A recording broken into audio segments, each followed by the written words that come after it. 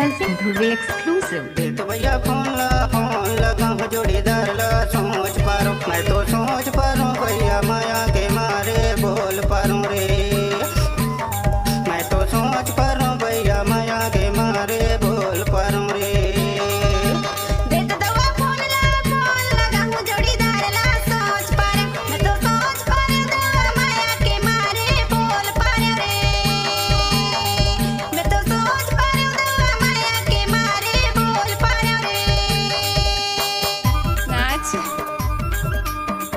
ले नाच।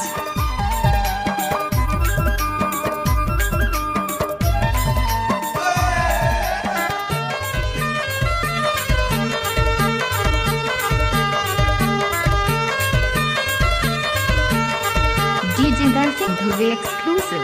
कन्हाले बेनी हिला करेंगे ना, कन्हाले बेनी हिला करेंगे ना। तोर तिरछी नजरिया मुझ ले हंसे ना। मैं हाँ सोच पारो, मैं तो सोच पारो भैया माया के मारे बोल पारो रे।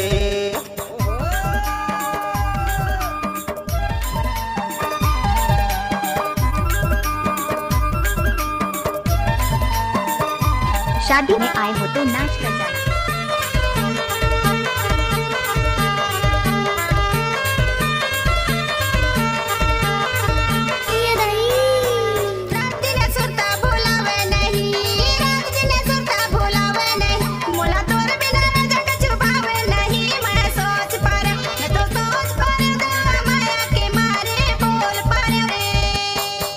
दारू पीथस।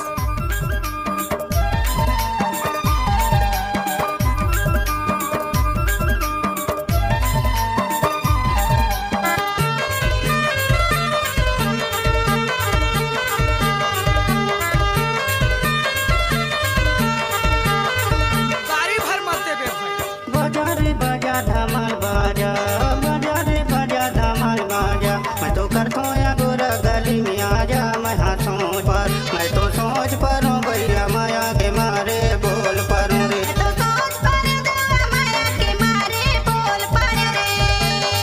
मैं तो सोच पारो भैया माया के मारे बोल पारो रे।